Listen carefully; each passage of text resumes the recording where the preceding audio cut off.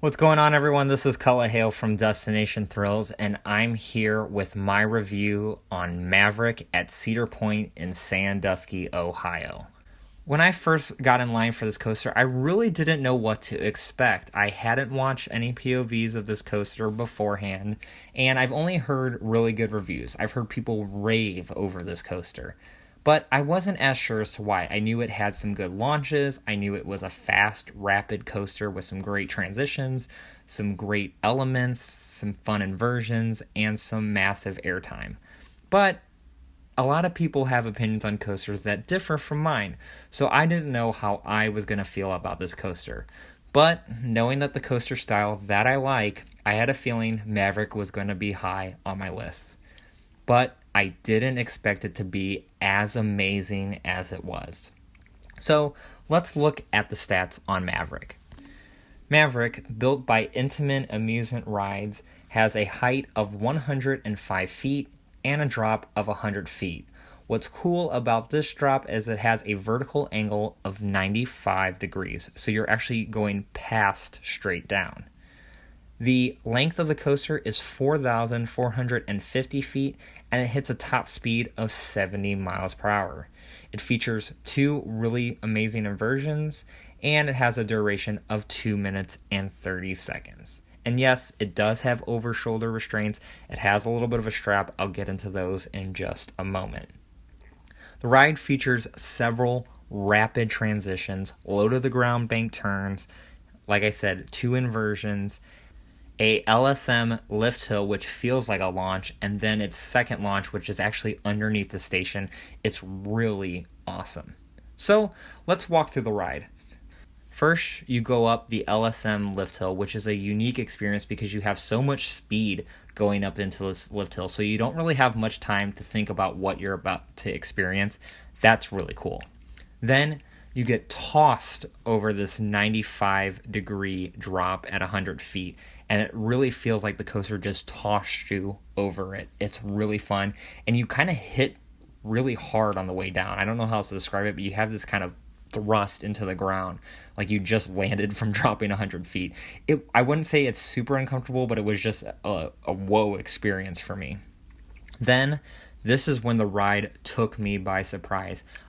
Immediately after hitting the bottom of that drop, you are flung to your right really fast. Then you whip over into a left-hand turn, and these transitions are just hitting you really quickly. You don't even know what's happening. Then you get flung up into this massive airtime hill that gives you some great ejector air. And then before you know it, you're making another quick right-hand turn. You're going through the horseshoe roll. I mean, you just have no clue what's happening. It just happens so quick, so sudden. It was something that I wasn't expecting, and it was awesome. Then, before you know it, you're what looks like you're in the station, kind of. You're below it, really. But that's where you get to the second part. It slows you down, and then it launches you. And that launch, I was holding on to my restraints. I don't do that much for coasters, but I was holding on because it tilts you left so violently.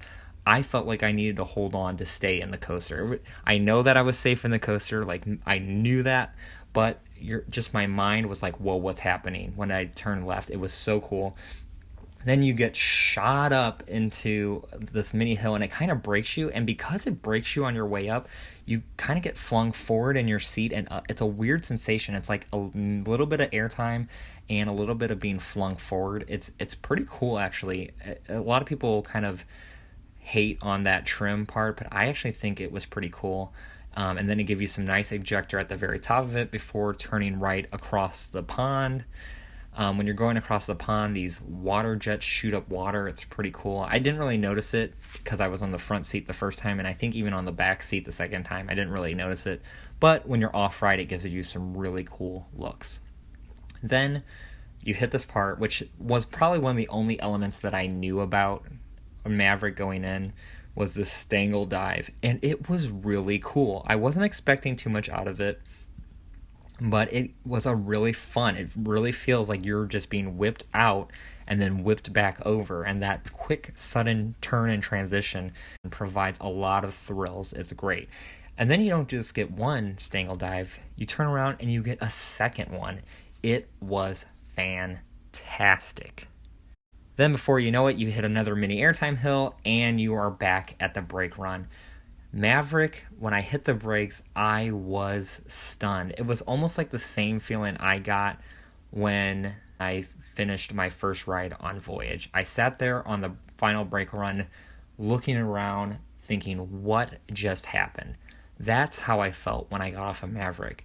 And I don't know if this happens to you, but when you ride a ride for the first time and it blows you away that much, you almost want to make it your number one immediately. I remember when I rode Diamondback for the first time, and it was my first coaster that had so many floater airtime hills. I came off of it thinking, whoa, what was that? Like, I want to make it number one. Or when I first rode Storm Chaser, I wanted to make it number one.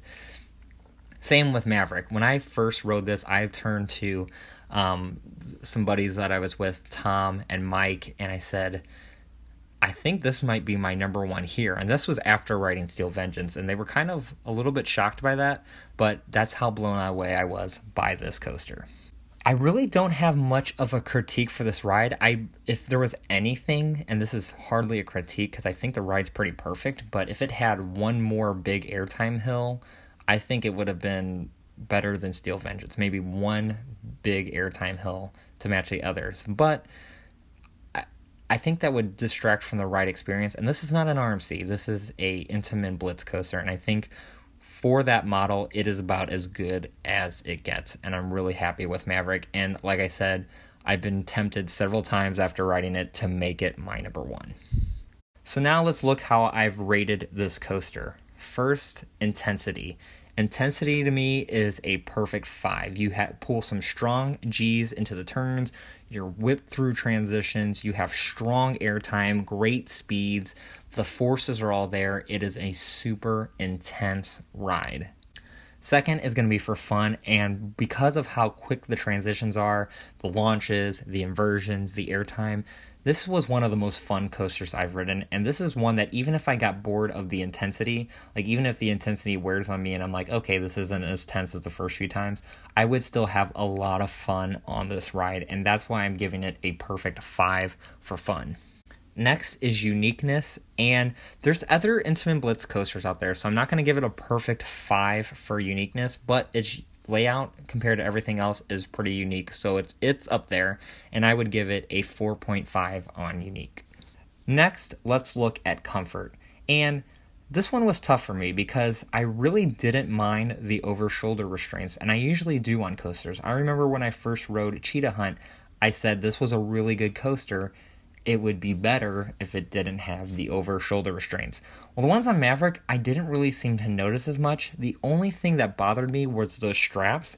They seemed to really rub on my shoulders, and this could just be a me thing, but they rubbed and they kind of burned on my shoulders, and it was noticeable the second time I rode it, and it was kind of weird. And it was kind of a detractor, but overall, I mean, I don't think the ride is shaky, it's not violent, and it's not too painful. Like I said, I had a little bit of burning on my shoulders, but that was about it. So I would give this ride a 4 when it comes to comfort. Finally, let's look at duration, and I really, again, like most coasters I've ridden at Cedar Point, I did not feel cheated out of the experience. I feel like I had a full-length coaster. I think if it wanted to be the best coaster in the world, it could have added 1 or 2 more elements. But that said, not every coaster is the best coaster in the world, and I think this has damn near perfect coaster length. And for that, I'm going to give it a 4.5. So my overall rating of this coaster, and again, don't get confused by the other 5 ratings. Those actually do not factor in my overall rating. This is just my thought of the coaster, big picture, and what it means to me. And overall, I think this is a 5 out of 5 coaster. I think for its model, for its type, and for its fit in the park, I think it's perfect. I really enjoyed Maverick, and I've been tempted to put it as my number 1, and maybe after more rides, it may get boosted into my number 1 spot. So, what do you think of Maverick? Where does it stand in your ranking of roller coasters that you have ridden? Let us know in the comment section below. And as always, if you like this video, give it a like, and if you like our channel and want to see more theme park content, definitely give us a subscribe. Thank you for watching, and have a great day, guys. Take care.